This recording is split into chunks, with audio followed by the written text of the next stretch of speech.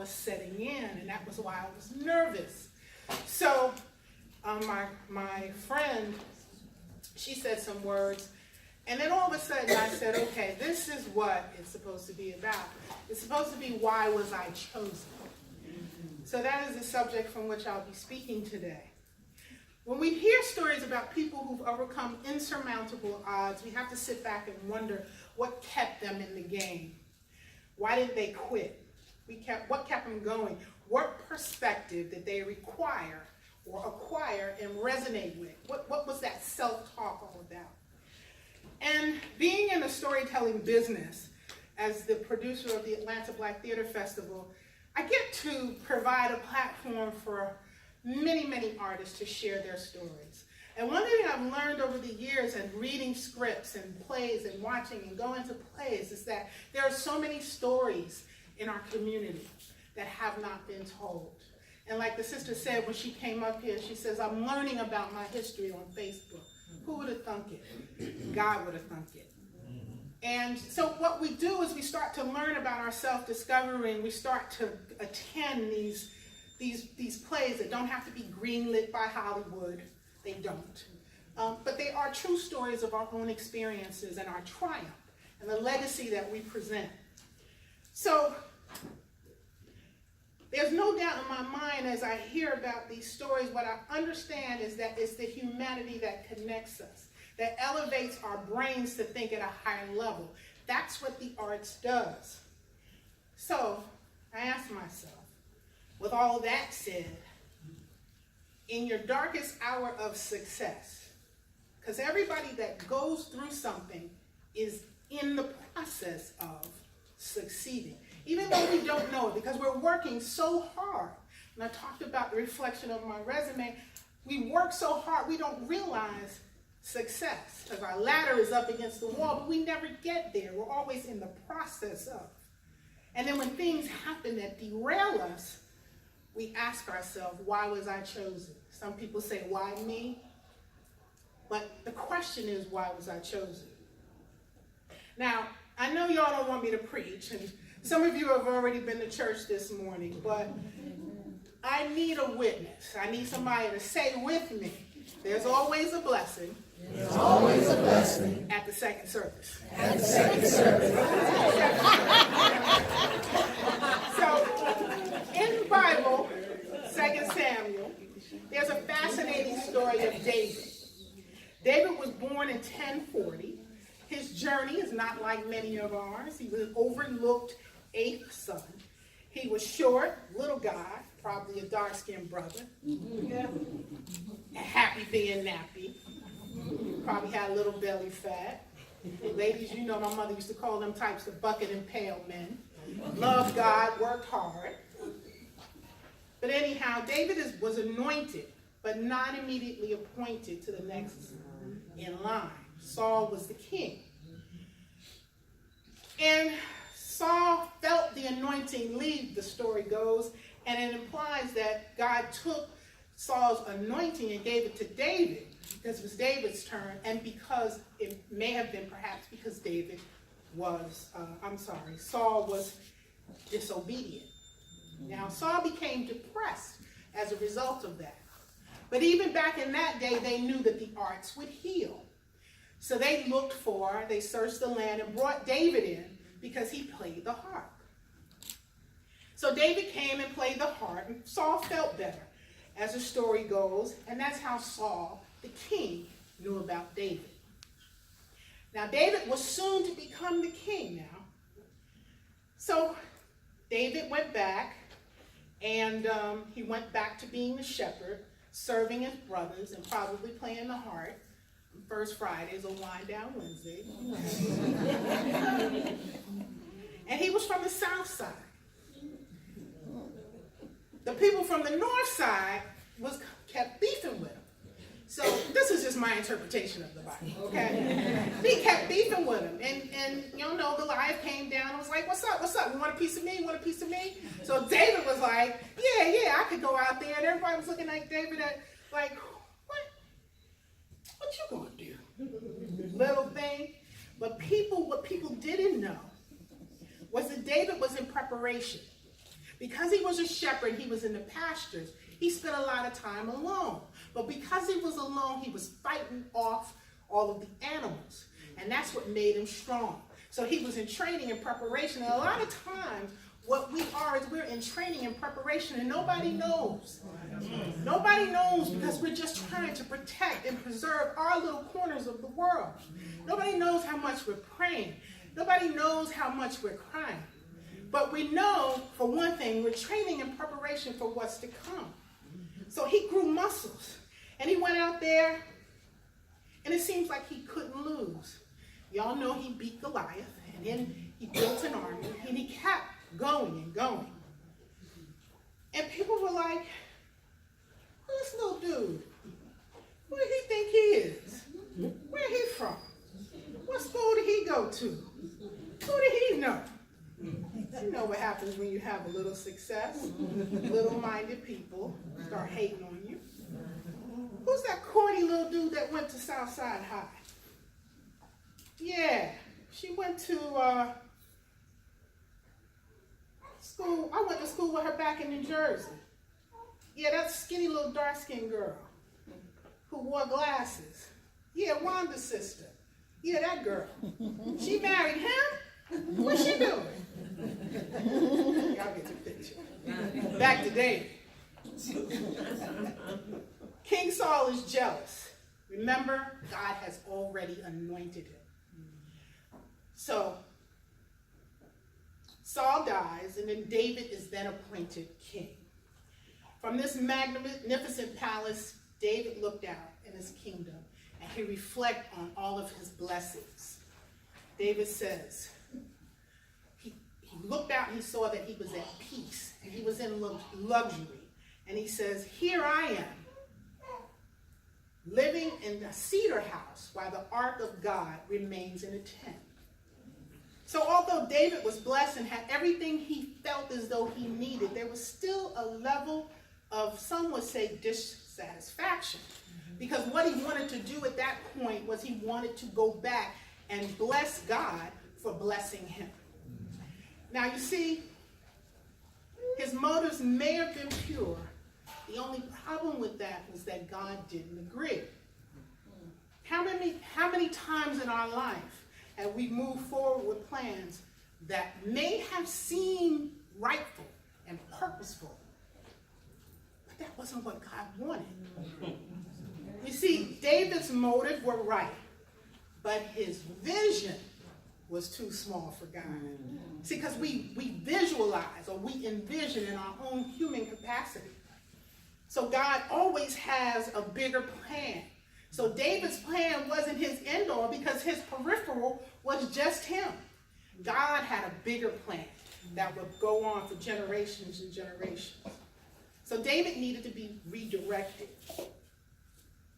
Somebody repeat after me, redirected. Redirected. So God appears to Nathan to go tell David, are you the one?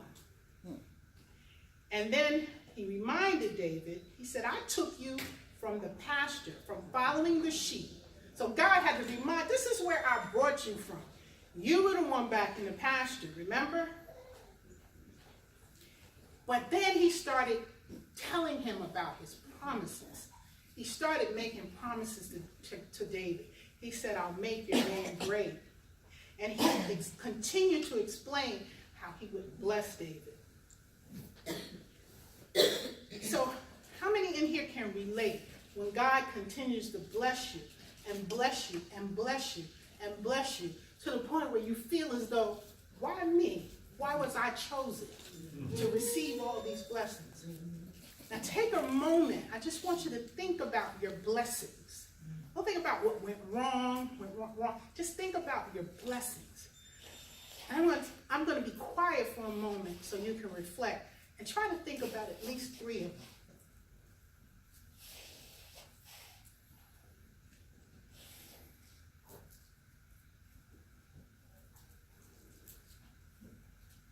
Now pause and ask yourself, why was I chosen? And when you ask yourself that question, don't assume that the emphasis is on I. It's not on I.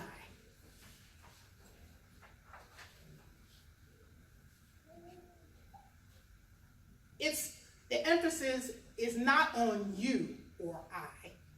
The emphasis is on why was I chosen? What is my role in this place, in time, in history, to bring this leg to carry the baton to finish this race? Now, I didn't know this, but everybody that came up here talked about their place in time, including this here. As a mother or a parent, why is this child cutting up? Why wasn't he wasn't raised this way? Why was I chosen to be his mom or parent? You're in an employee situation and you have your boss or coworkers acting crazy. You have to take a moment and say, why was I chosen? When you're in your business and you're overwhelmed with business, trying to make ends meet and trying to get people to support who you are. Hello? Why was I chosen? Living while black in America today. Why was I chosen? How many times have you dimmed your light to make others feel comfortable? Now I want you to repeat after me. Why was I chosen? And I want you to add a gesture to it. Why was I chosen? Why was I chosen? So take a moment again, reflect on your triumphs, those things that you have overcome. Because David found himself in the pinnacle of success, and he wanted to honor God in gratitude. And he prayed that prayer of gratitude. Again, who am I, O Lord, that you have brought me this far? Why was I chosen? Even David the king asked himself that question. Sometimes I get a big head and I say, because I live a life that honors God. Okay, and God says, no, that's your pride talking. It's God. It's a part of my master plan. And I self-correct. It ain't about you. It's about his nature, his goodness. Again, his master plan. It's about the next generation to come. Not the success, but the legacy. In the end, David didn't get to build the temple. So we don't call that a failure. We call it a good start. Because when you're chosen, you're chosen. You're chosen for what you can do, what you bring to the table. If you think about a puzzle and its piece, just think of yourself as that piece of puzzle. Every puzzle piece has a different shape, a different talent, a different gift, a different level of intellect, whatever it is. But it fits a whole bigger picture. Why was I chosen? Take Sojourner Truth. She was born in 1797. She's a dark-skinned sister, happy being nappy, abolitionist, advocate for the rights of women and blacks, born into slavery, raped, savagely beaten or maimed. There's an accident that left her hand mutilated. Her children were abused. She escaped with her infant daughter and left her children behind. She lived a life fighting for good. In 1863, she spoke to the Ohio Women's Rights Convention, rendering a speech, "Ain't I a Woman?" In that it is reported that Truth, argued, that man over there says that women need to be helped into carriages and lifted over ditches and to have a place everywhere. Nobody helps me to any best place. Ain't I a woman? At another convention, she was booed and hissed during another speech. She was constantly lied about or worse, ignored. Sojourner Truth ambitiously demonstrated the lack of recognition and disrespect of black women and how society renders us virtually invisible. Sound familiar? That was 156 years ago. Don't call it a failure, call it a good start. If you were chosen, say, I was chosen. Can't hear you, I was chosen. Take Mary McLeod Bethune, you know her. Born in 1865 on a cotton farm in South Carolina, the 15th of 17 children. And one of the first among her siblings born free, another dark-skinned sister. Her father and mother were born slaves, and she was one of the first of her siblings who was born free. It was reported that when she was inspired in her pursuit of education by a white child who snatched a book from her, it said, "Negroes don't learn." She went on to college and was inspired to become a missionary in Africa and was told that black missionaries weren't needed in Africa. Imagine that. With faith in God and the desire to serve, Mary McLeod Bethune grew to become an educator, philanthropist, civil rights activist, humanitarian, stateswoman. Her hard work led to the establishment of institutions like the UNCF, Bethune-Cookman University, and of course, the illustrious National Council of Negro Women. She worked tirelessly for the advancement of black people, especially women. And once said, "I believe that the greatest hope for the development of my race lies in the training of our women thoroughly and practically." She believed that if you uplift women, you uplift families.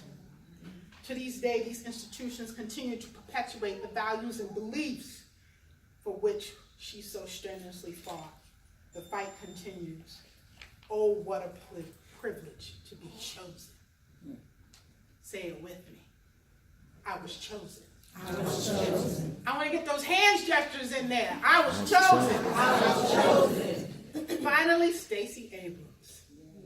Born in 1973, the second of 6 children raised in Gulfport, Mississippi.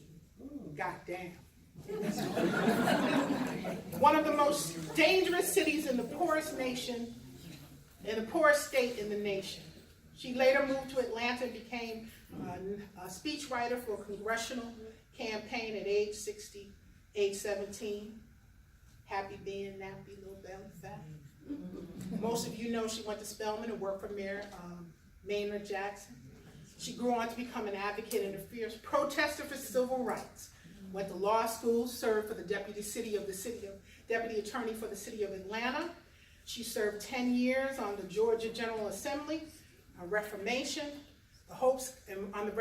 of the Hope Scholarship, and is credited for saving Georgia from the largest state tax increase in history.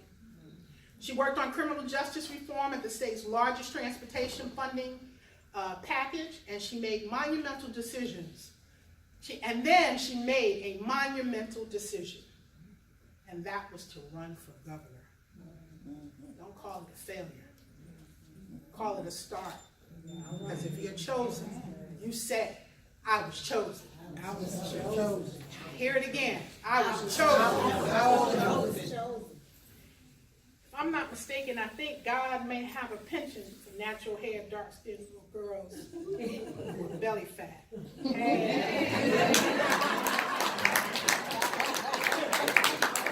I was chosen.